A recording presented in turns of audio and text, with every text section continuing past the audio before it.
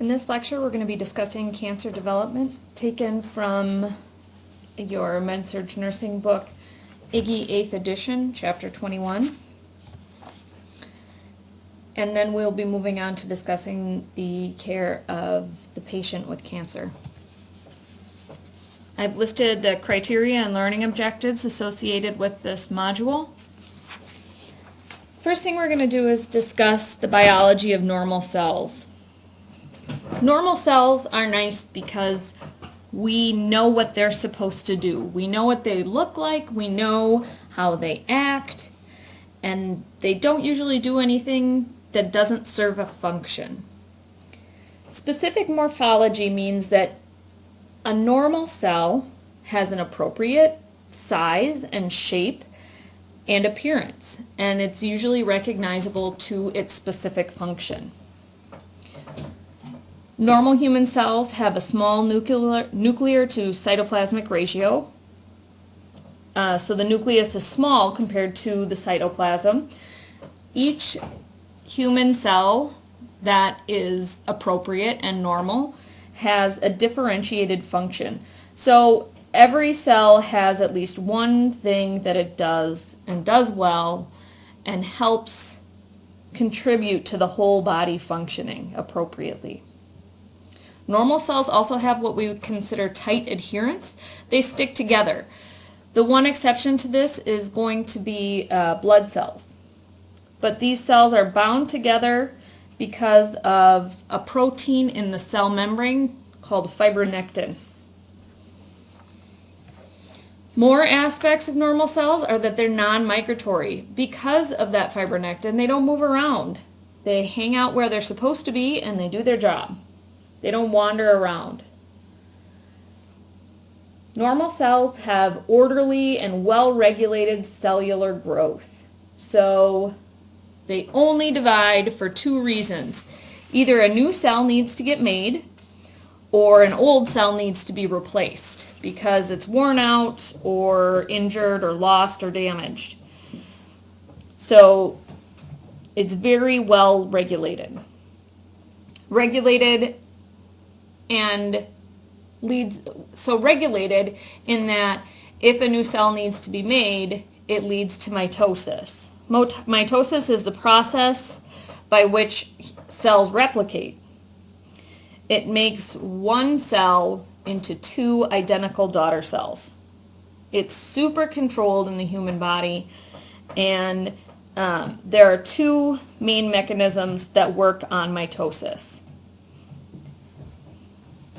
Oncogenes, O-N-C-O-G-E-N-E-S,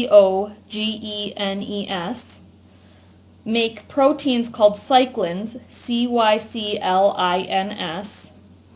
that allow a human cell to enter the dividing stage. Essentially, these cyclins are made and they tell a cell that it's time to reproduce. So oncogenes make cyclins telling a cell to reproduce. So these cyclins are produced and they take the cell out of their functioning stage and move them into mitosis. Now, if we just let this go on and on and on, oncogenes would make cyclins forever and ever because that's their job. So we have to have kind of a stop mechanism. So we have genes called suppressor genes that make proteins that control the amount of cyclins that are produced. So suppressor genes kind of hold cyclins back. Don't let them go crazy with the replication process. Another thing that helps with replication is called contact inhibition. A cell is not going to continually divide if it's surrounded by other cells. So if a cell is being touched on every side by another cell, it knows to stop growing. There's no more room for more. It's not going to keep mitotically dividing. A cell only divides when at least one part of its surface is not in direct contact with another cell. So that is considered contact inhibition.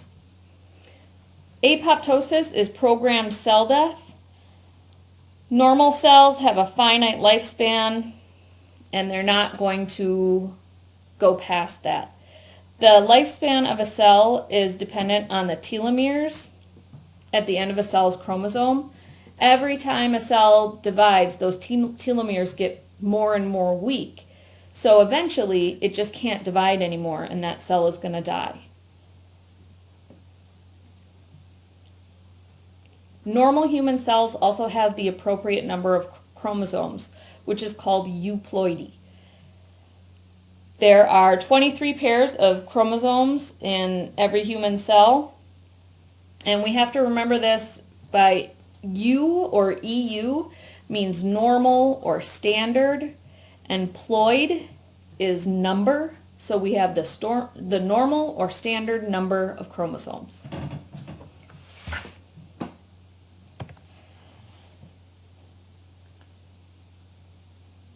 So this is abnormal cell growth. This is what we're talking about when we're talking about cancer cells. We're talking about neoplasia, Neoplasia, neoplasia or neoplasms.